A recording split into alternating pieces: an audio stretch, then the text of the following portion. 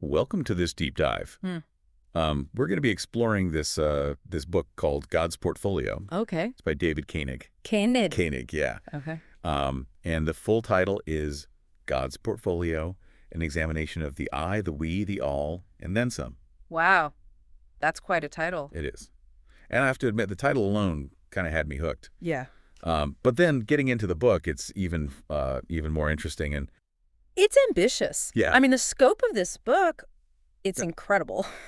What I find amazing is how Koenig manages to pull it all off. yeah, He's got economics, psychology, neuroscience, complexity theory, physics. It's like, it's a lot. yeah, it's a heady mix, but he makes it understandable. He really does. Yeah, he does. It's like he's weaving together all these different threads of knowledge, right? Yes. To create this incredible tapestry of how everything fits together. Absolutely. And what I found so fascinating about it, it's not just a book about economics or psychology or any one thing. Right. It's a book about, I think, humanity's place in the grand scheme of things. I completely agree.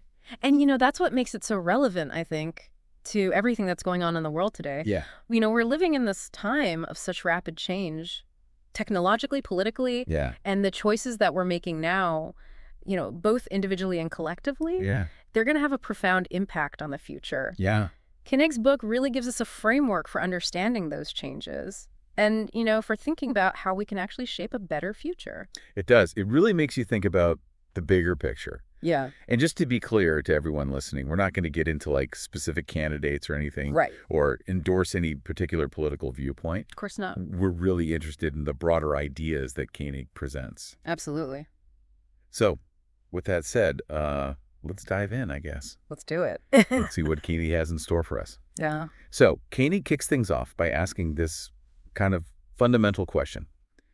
What is life? And he explores it from both the scientific and a philosophical perspective. Yeah. Looking at everything from like synthetic cells to the intelligence of octopuses. It's fascinating, that section.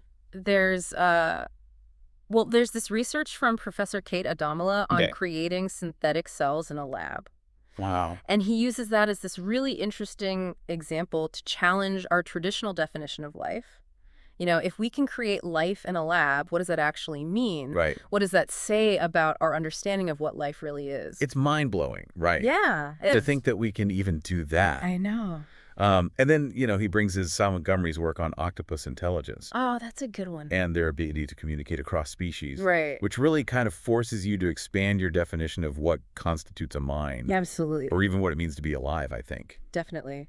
And then he goes on to introduce this concept of complex adaptive system. And he makes this argument that even things like the internet, something that we've created, can be seen as these living entities in a way. Huh. They're constantly evolving and adapting, and they have a profound impact on our lives, don't they? They do. It's kind of, I don't know, a little unsettling to think about how I know. much of our lives are governed by these systems now in a lot of ways. Yeah, you almost start to wonder, where's the boundary Right. between the individual and the collective, Mhm. And that actually leads very nicely into Koenig's next big question. Yeah. What defines me? Okay, yeah. What is the me? Yeah. And he starts by kind of reflecting on his own experience with, things like personality typing. Yeah. He uses the Myers-Briggs typology as an example. Yeah, we've all done those, I right? know, it's so relatable. Trying to figure out where we fit in. Exactly. But he doesn't stop there, thankfully. Right. He moves beyond those simple categories. And he starts talking about the need for complex data analysis to really understand personality and behavior. Right. And this is where he uses that brilliant analogy, Okay. Kevin Bacon's network. Have you heard of that? I have, yeah. It's a great way to illustrate just how interconnected we all are. It is fascinating, this idea that we're all just a few degrees of separation away from everyone else. Right. It really does challenge our notion of what our individual boundaries even are, Especially in today's world, especially today. Yeah. where we're so hyper-connected. Right. And it leads perfectly into Koenig's exploration of freedom and liberty. Okay. He makes this case that freedom is not just about individual rights. Okay. It's also about our responsibilities Okay. to each other and to these larger systems that we're a part of. Right. And he brings up this idea of nested freedom, Yeah. suggesting that freedom isn't just this black and white yes or no. Right. It exists on a spectrum. Okay. There are these different levels of freedom, and often they're actually in tension with each other. Right. Okay. He even ties in, John Locke's ideas about natural rights. Okay. But he goes deeper, Yeah. He asks, where do our personal freedoms end and the need for collective liberty begin? That is a question we're grappling with, I think, constantly these days. All the time, right. With individual rights versus public safety, freedom of speech, and the spread of misinformation. It's a big one. Yeah. It's so complex. And, I appreciate that Koenig doesn't pretend to have the answers. Right. He just gives us this framework for thinking about it all in a more nuanced way. Yeah, it's really about asking the right questions, I think. Exactly. Not necessarily finding the right answers. I agree. And that actually leads us to another really interesting part of his exploration, our perception of time. Okay, yeah. Time is such a weird thing when you really think about it. It is. He has this analogy about time phases being like ice, water, and vapor Okay. to represent the past, present, and future. I thought that was so helpful just to kind of visualize how our brains grapple with this concept. Right, because it's hard to wrap your head around. It is. It's abstract. Yeah. And then he just throws in this little fun fact about atomic clocks and how we need to add leap seconds sometimes to account for these discrepancies. Interesting. It just shows that even something as fundamental as time, it's not as fixed as we think it is. That's all relative. Right. Exactly. And that brings us to Koenig's discussion about the power of the me, Right. the power of the individual, how Right. our own ambitions and desires can really shape the world around us. And Wow. he even brings in Ayn Rand's philosophy of objectivism, Yeah. which, very much emphasizes individual achievement and self-interest. Right. Can be a bit controversial, It is, yeah. but I think Koenig presents it in a way that's really thought-provoking, Yeah. even if you don't agree with it. Right. It makes you think. It does. Okay. And he contrasts Rand's ideas with examples of what he calls significant altruism from really successful capitalists like Andrew Carnegie. A great example. It's a reminder that self-interest isn't always a bad thing, Right. that it can actually be a driving force for good as well. Absolutely. And I think that's such an important point to remember, Yeah. especially, in our current culture where often individual ambition is kind of put on a pedestal above everything else. Yeah, it's all about, getting ahead and climbing that ladder. But Koenig doesn't shy away from the darker side of self-interest either. Right. He talks about these personality traits, what he calls the dark triad. Okay. Narcissism, Machiavellianism, and psychopathy. Yeah. And how these traits can really lead to some destructive behavior. Right. He uses examples like GE under Jack Welch Okay. to illustrate how this unchecked ambition and focus on short-term profits, Yeah. it can have devastating consequences. Right. And then he also introduces this idea of deferred damage, So that's a good one. where the negative effects of our actions, they might not be apparent for years, Oh. even decades. Right. It's like a ticking time bomb. Yeah. And it's something we see playing out, I think, all around us. Absolutely. From climate change to the opioid crisis, Right. These are the long-term consequences of decisions made in the past. Yeah. It's a sobering reminder that our choices have consequences, Big time. not just for ourselves, but for future generations as well. Yeah, for everyone. It makes you think about, how can we create systems that reward more long-term thinking? That's the question, isn't it? Yeah. How can we minimize those negative externalities? Yeah. It's a huge question with big implications for our political and economic systems. It is. And I think a question we need to be asking ourselves Yeah. if we want to create a more sustainable future for everyone. Right. One that's more just for all. Exactly. Yeah. It's definitely a lot to think about. It is, but that's what makes this book so compelling, I think. Yeah. Koenig doesn't shy away from those tough questions. Yeah. He makes you think. He really does. He challenges us to think critically about ourselves, Yeah. about our relationships with others, and really our place in the bigger scheme of things. Yeah. And this is just, the first part of the book. I know. You're just getting started. There's so much more to come. Yeah. We haven't even gotten to the we and the all. That's where things get really wild. Yeah, I'm excited for that. So stay tuned for part 2 of our deep dive into God's portfolio, where we'll explore the power of collective action Can't wait. and the interconnectedness of everything in the universe. It's going to be epic. It is. Buckle up. Yeah. Welcome back to our deep dive into God's portfolio. We are ready for more. Good, because in part 1 we talked about the I. Right, the individual. Exactly, and all of their complexities. But now we're moving on to the we. Ooh, things are about to get interesting. They really are, Mm. because this is where Koenig argues that our brains are actually wired for collaboration, Mm. that we're not meant to be alone, you know? We evolved to work together, to share knowledge, to solve problems collectively. I like that. Yeah, and he uses this great metaphor. It's like a fitness landscape. Okay, a fitness landscape. Yeah, imagine a landscape, right, with all these peaks and valleys. Each peak is like a better outcome, a Uh-huh. more successful way to survive. But to get to those peaks, you have to take risks, explore new areas. Makes sense. And that's where collaboration comes in. Okay. I'm seeing it. Yeah. By working together, we can pool our resources, share our knowledge, and increase our chances of finding those higher peaks. It's like we're a team of mountain climbers or something. Exactly. Each with our own skills and perspectives, working together to reach the summit. I love that. Right. And he backs it up with all these cool examples, like the Prisoner's Dilemma tournament. Right.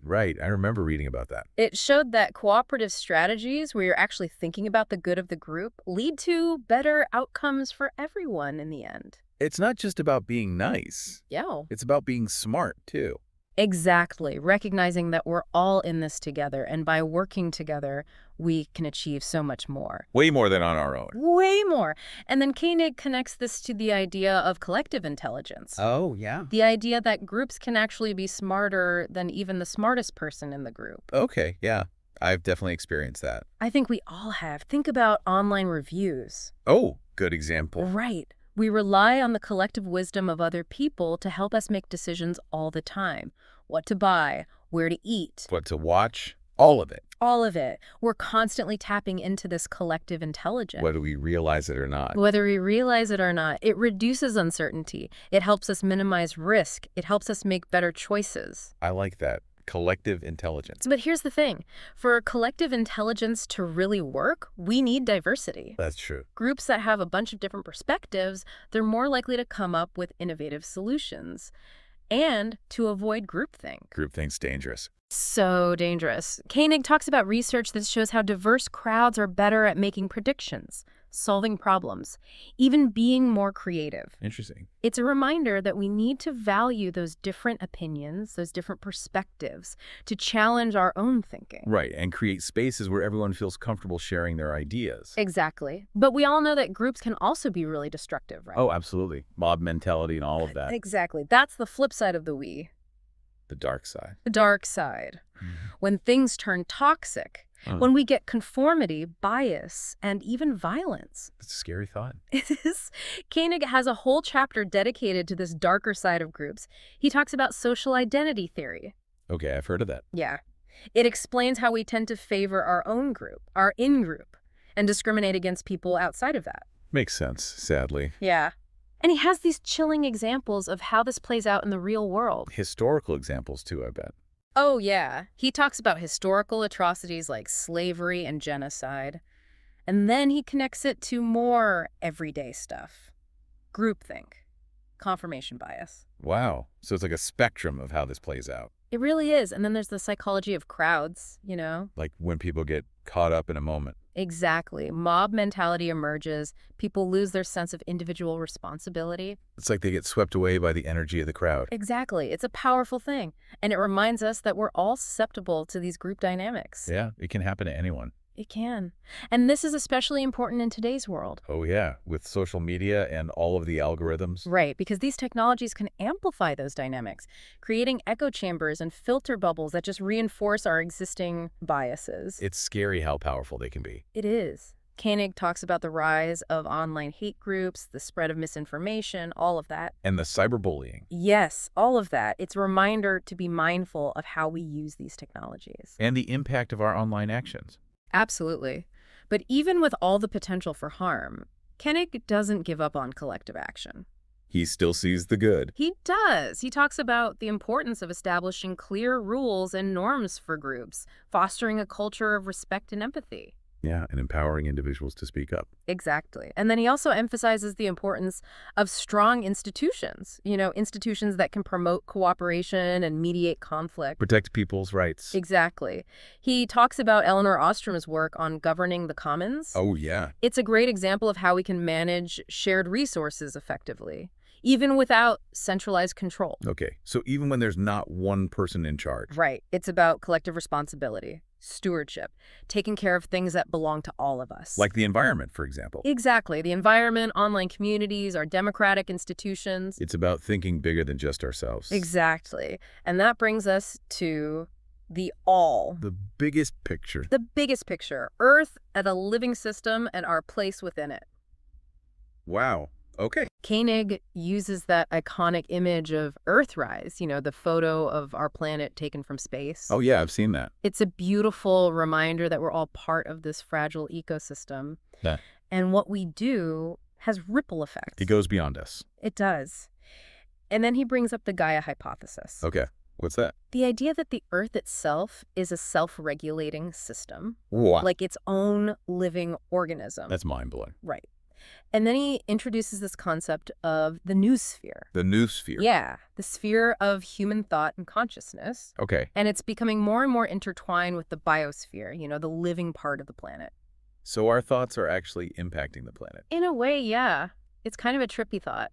And Koenig asks, what happens when all of our ingenuity, our creativity, collides with the limits of the planet? Right, we only have so many resources. Exactly. And how can we keep making progress without destroying the planet in the process? That's a tough question. It is. Yeah. But it's the big question of our time, isn't it? It really is. And then there's the technosphere. The whatosphere. The technosphere, it's like this layer of technology that we've built around ourselves. Oh, yeah, makes sense. And it's becoming more and more integrated with the natural world. I mean, we're constantly plugged in. Right. So Koenig asks, is technology becoming a new form of life? Whoa. Will it eventually surpass us? Take control? That's some sci-fi stuff right there. I know, right? It's crazy to think about. But these are the questions we need to be asking. If we want to shape a future where technology is a force for good. Exactly. And that's what makes God's portfolio so incredible. It's not just facts and figures. It's making us think about the big picture. Yeah, about our place in it all. Our place in it all. And about the choices we make. And in part 3, we're going to dive into the final chapter. Yes, where Koenig finally tackles the big one. What is God's portfolio? Exactly. Okay, so we're back for the final part of our deep dive into God's portfolio. It's been quite a journey. It has. We've gone from the tiniest cells to the vastness of the Earth as a system. And now Koenig brings us to the ultimate question. The big one. What is God's portfolio? Yeah, it's a question that really makes you step back and look at the bigger picture. It does. It makes you think about your place in it all. And Koenig starts by, well, he blows your mind a little bit. Okay, how's He starts talking about the scale of the universe. Right. I remember this part. Billions of galaxies. Whoa. And that might not even be all of it, There could be multiple universes. Okay, now we're getting really trippy. I know, right? And black holes. Don't even get me started on black holes. They're so massive, they dwarf our sun. It's hard to even wrap your head around it. It really is. It's almost too much to comprehend. I know. But here's the thing. Koenig doesn't want us to feel small in the face of all of this. Okay, that's good. Because I kind of do. I think we all do a little bit. But he connects these astronomical facts to something bigger, something more spiritual even. Okay, I'm intrigued. Tell me more. He asks, what does this universe, this portfolio of unimaginable scale, tell us about creation? That's a big question. It's a huge question, and it's one that humanity has been wrestling with for centuries. Koenig doesn't claim to have all the answers, of course. Right. But he encourages us to explore it ourselves, to look for those connections. He even talks about the invisible universe, all the stuff we can't even detect yet. So there's even more out there than we can see. Exactly. And who knows what mysteries are waiting to be uncovered. That's kind of exciting. It is exciting. And it's not just about outer space. Okay, where else does he take us? He takes us into the world of quantum mechanics. Okay, now that's something I know very little about. It can be pretty mind-bending. But he explains it in a way that even I could understand. He talks about wave-particle duality. Okay, I've heard of that. Yeah. But I don't really get it. It's the idea that light and matter can act like both waves and particles. So it's like both at the same time? Yeah, kind of. It depends on how you're observing it. And then there's entanglement. Okay, entanglement, that one sounds familiar too. It's the idea that two particles can be linked even if they're separated by vast distances. So what happens to one affects the other. Exactly. And that's where it gets really interesting. Because Koenig connects quantum mechanics to consciousness. Whoa! Now that's a leap. I know, right? But he suggests that consciousness itself might be a quantum phenomenon. So our minds are connected on some deeper level. Potentially, yeah, in ways we can't even imagine. It's almost like we're all part of this giant quantum web. Exactly. And it ties in perfectly with his emphasis on interconnectedness throughout the book. If we're all connected at this fundamental level, it blurs the lines between self and other. The I and the we become one. Exactly. And this leads to one of the most thought-provoking parts of the book. Oh, I remember this part. The digital beings. Yes. He talks about digital ghosts, AI that can recreate the personalities of deceased people. It's like science fiction becoming reality. I know. We're on the verge of creating digital entities that can think, learn, and maybe even feel emotions. It's a little bit scary, honestly, but also fascinating. It's both. And Koenig doesn't shy away from the ethical challenges. Right, like what does it even mean to be human if we can create these digital beings? Exactly. What rights do they have? What are our responsibilities to them? It's uncharted territory. It really is. And he uses this concept of risk asymmetry to help us navigate it. Okay, what's that? It's basically weighing the potential costs and benefits of these technologies. What's the risk of rejecting them outright versus the risk of embracing them too quickly? It's a delicate balance. It is. We need to be cautious, but also open to the possibilities, and ultimately it all comes back to trust. Trust. Yeah. Koenig argues that trust is the most valuable asset in God's portfolio. Okay, I like that. It's the foundation for everything, for a collaboration, for innovation, for building a better world.